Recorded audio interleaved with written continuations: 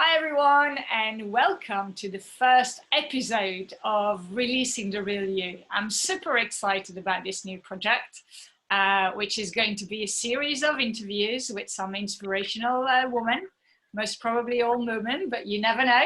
There might be men here and there as well. And it's all about living a healthy life, having the right mindset to live a healthy life. But we're going to talk about lots of issues and problems that people have gone through, which you might be able to identify with and get some inspiration to live a better lifestyle and get over some issues that are happening to you or might have happened to you in the past. Or maybe you know someone that is struggling with certain issues and you might want to refer them to this episode. So I'm very excited because today I have my first person with me. Warm welcome, Alice. Alice Dartnell. Thank you for having me. I'm very excited. Yeah, me too. Very excited to have you here. So tell me a little bit about yourself. Who are you? What do you do? Yeah, so I am a life and success coach based in Southwest London, and I started my business last year as a life and success coach. So I help people, coach is quite a familiar term now, I think, but everyone operates slightly different. So the way that I help people is about helping them create what I call a life by design. And that for me, the reason why I'm so passionate about that definitely stemmed from the troubles that I had when I was younger, which I know we'll touch on in this episode. So for me, it's that passion about creating a life by design and empowering people to do that. So that's what I focus on in my coaching. So I offer one-to-one coaching, group programs, for private clients, but I also go into organisations as well and deliver workshops.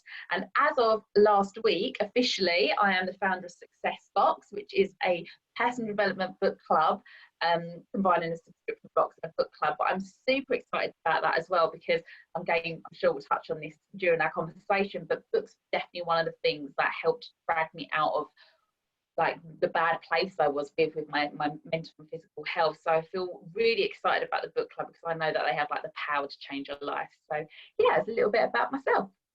Fantastic. Well, you touched about certain things that you struggled with. So tell us a bit more about what you struggled with, but also why do you believe you struggled with it as well, which I think is an important one as well. Yeah, so for me, my issues, I think it's very hard to like actually pinpoint an exact day, time, place, but I think I was about 15, and that's when I was really having issues with my mum growing up. So I don't look it, but I'm actually half Japanese, and I grew up in your kind of standard working class town.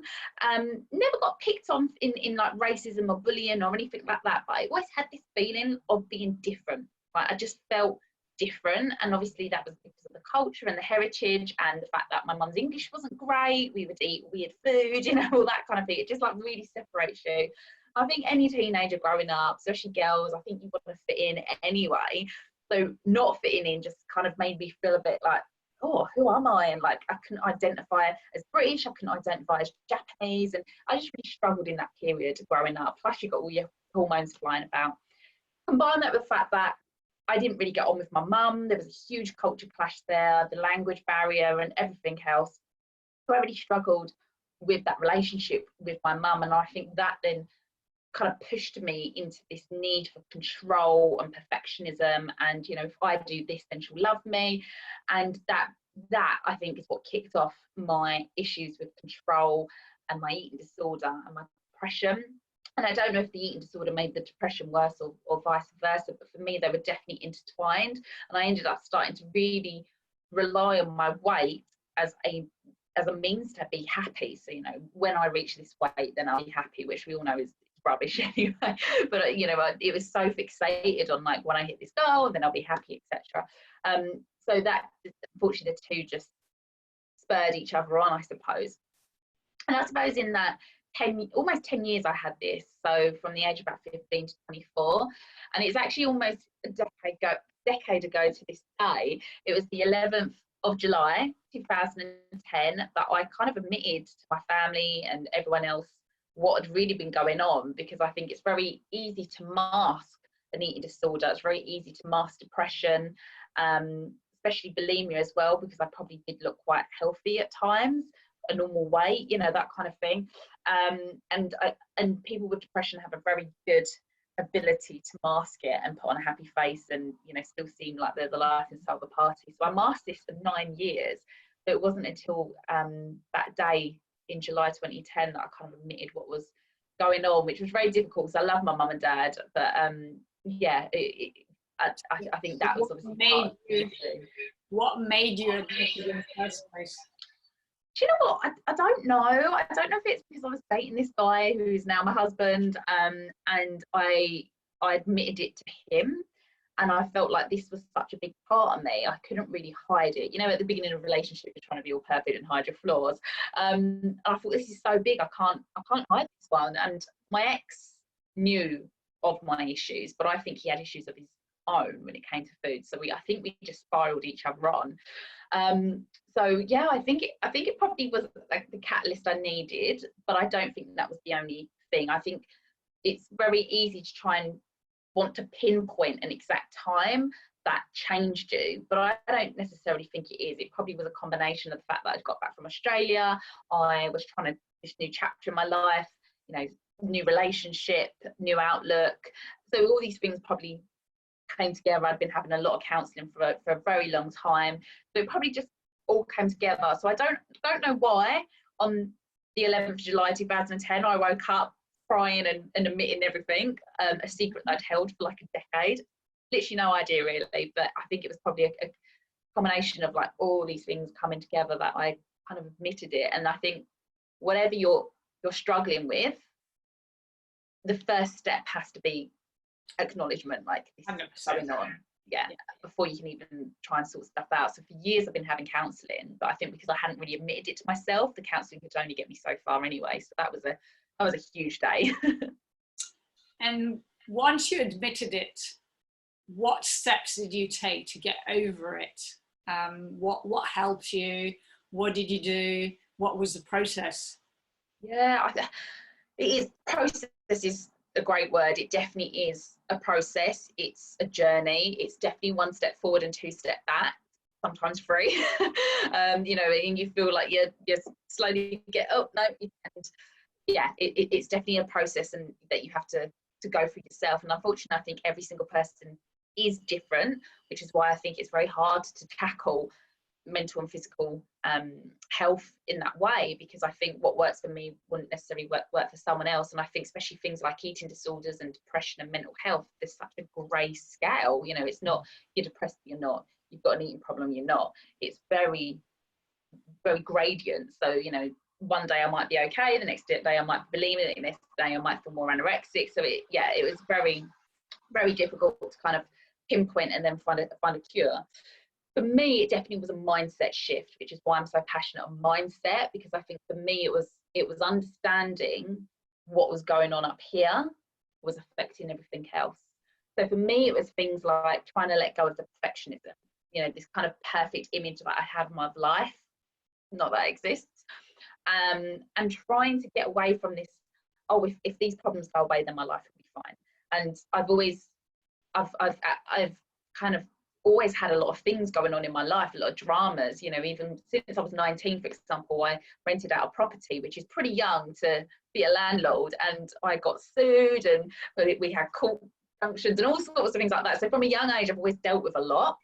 So I kind of kept wishing for an easier life. And then I think it just dawned on me one day that I didn't want an easier life. I just wanted to be able to cope with the life I had. And so things like that, it was a real like mindset shift, and like getting rid of the perfectionism, understanding that life would never be easy. I just needed better coping mechanisms, ones that didn't involve me, like, you know, being sick or self-harming. It was like looking for healthier ways to cope, because that's really at the end of the day what I think my depression, my eating disorder and things like that was a coping mechanism. When things got tough, it was like, oh, you know, binge and purge, whereas obviously now I'm looking for healthier ways. I think it was also an understanding that you create your own happiness. So what I alluded to it earlier, but chasing that goal, you know, I remember getting down to 7.5 stone and thinking, you know, when I get to that, I'll be happy. And I was elated the day I hit that you know, like, oh yes, finally.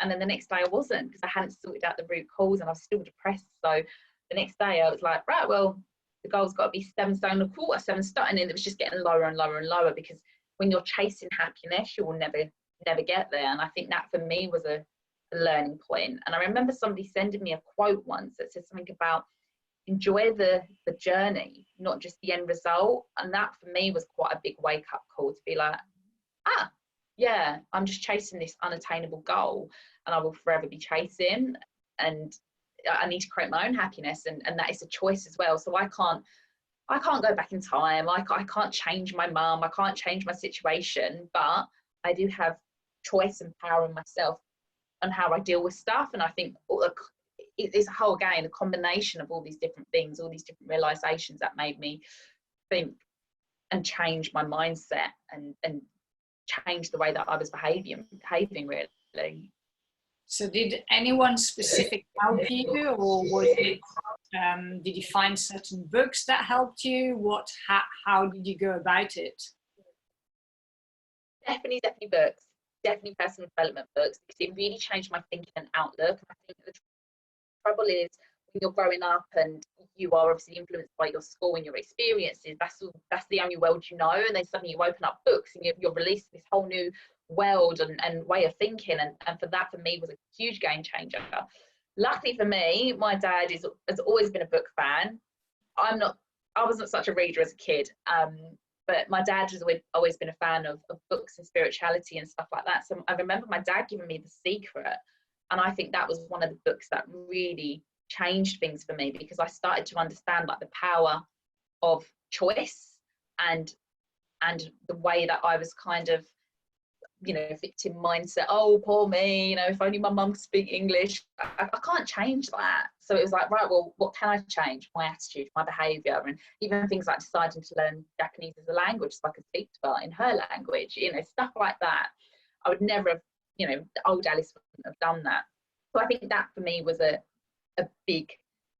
was probably the first personal development book I read, and then that spurred me on. But there's just so many great ones out there, like The Chimp Paradox. That was a good one to make me understand what was going on inside my brain, and that sparked my passion for neuroscience, because I think when you start to understand your brain and what's going on up here, A, you feel less crazy, but B, you start to kind of put habits and behaviours in place. So books like Atomic Habits or The Power of Habit, like understanding how to change your behaviours and learning that actually this doesn't have to be me. I'd lived so long as this label of depression and an eating disorder. I could relabel myself and rebrand myself and change my habits and behaviours to match. So again, I don't think it's necessarily one thing that fixed me. It was kind of, again, this kind of collection of new ideas, new ways of thinking, changing my behaviour. Again, still stuck with the counselling, CBT, that obviously massively helped, and coaching and all that kind of personal development stuff. Yeah, all of that, really a blend of it. And do you feel today that those things still pop up once in a while, or do you feel that you over it and that's it? Yeah, I mean, it's been 10 years since that day I was like, I just admitted it randomly. And it has been a huge journey to get to where I am today. But it's always something I'm conscious of. And it definitely was that kind of 2 steps forward, 1 step back. And for me, I started to notice my triggers change. So I would go maybe 6 months during my recovery period. I might go 6 months and I'll be like, oh God, I'm fixed. You know, like as if it was like a broken leg. Oh, I'm fixed. And then something would happen. I would change, and then I would relapse. And then it was always like a downward vicious cycle, because you'd be like, oh my God, I've relapsed. I'm useless. And then you beat yourself up, and the perfectionist would kick in, etc.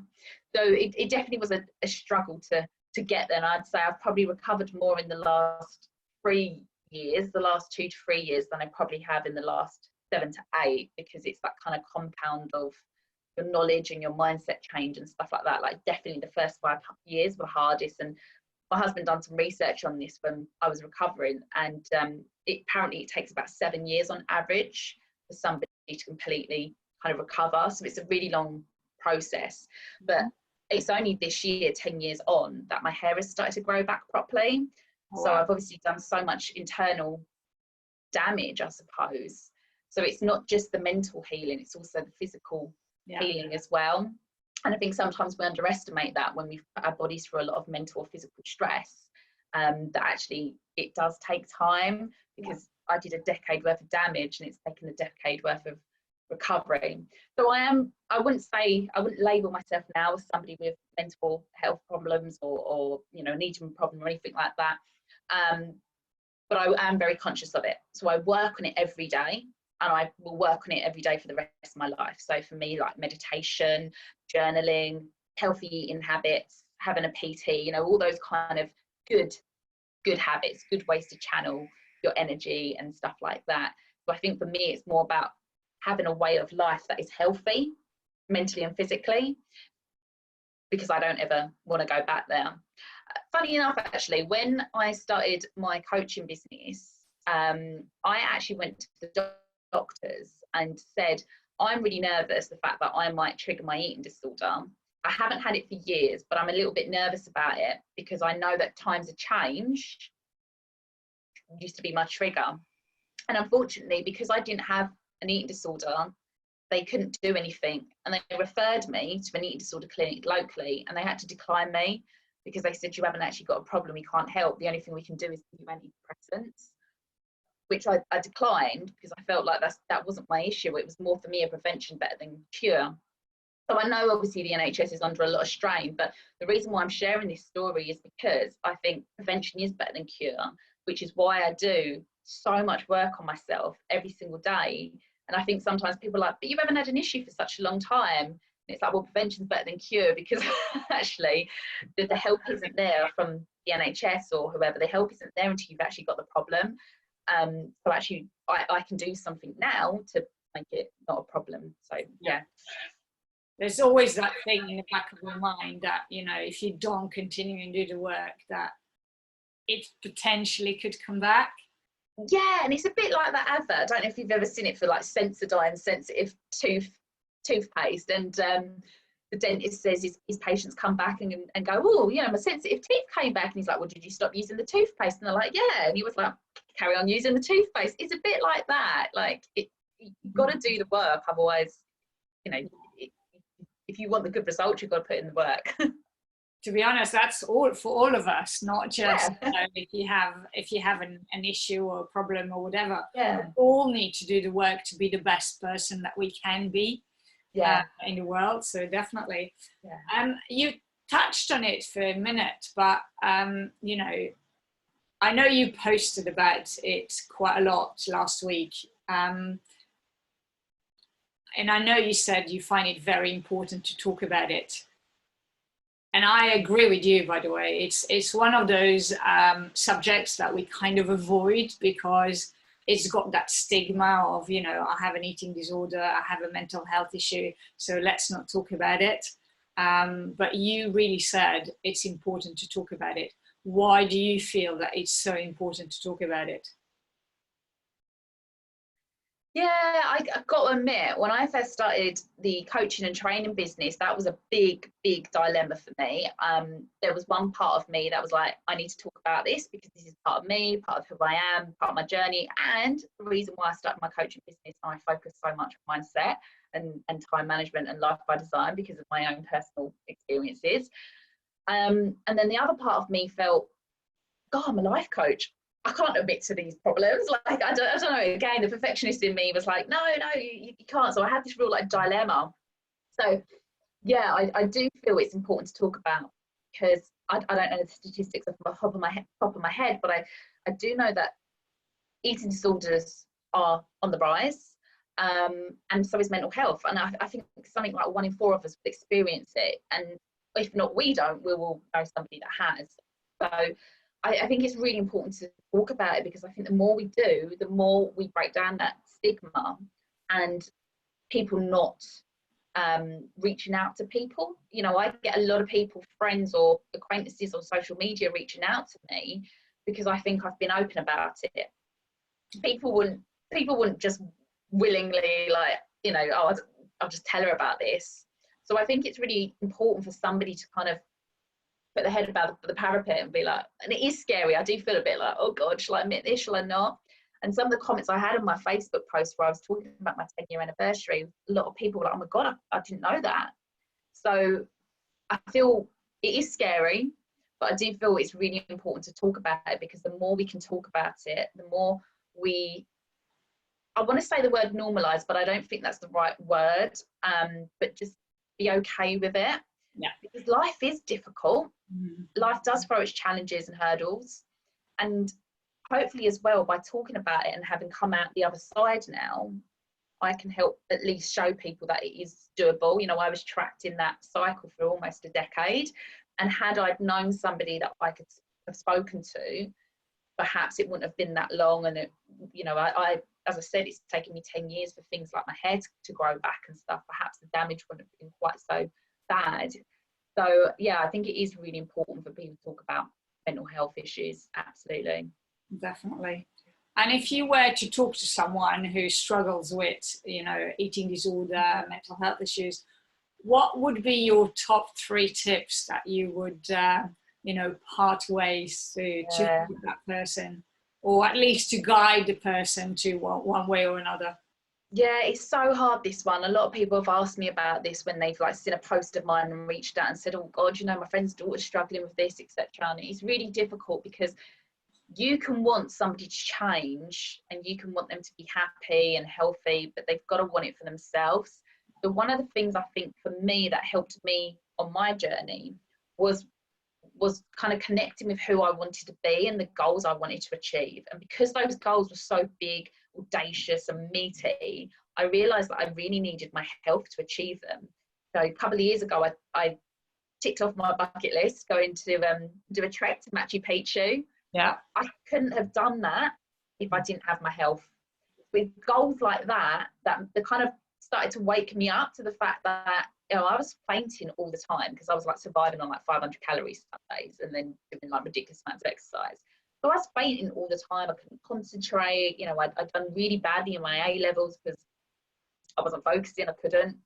And I think it made me realise that if I wanted these goals, you know, first of all it was the degree, then it was, you know, get the good job, travel the world. You know, if I wanted to do these things, I really needed to look after myself, my mental and physical well-being. So that would probably be my first tip, is try to see the bigger picture and the long-term goal and why you need your health.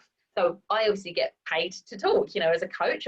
Talking is my living, but so many times I couldn't talk properly because I messed up my vocal cords and my throat by making myself sick so much. And I remember that being a bit of a wake-up call once, where I'd lost my voice and thought, and this was before I had my business, but because I always knew I was going to have a coaching business one day, I remember thinking, I can't keep this up. I can't keep doing this, because how can I have a business where I'm coaching and talking if I can't talk? So again, it was like connecting to that bigger picture. So it was almost like I'm doing it for future Alice rather than this Alice.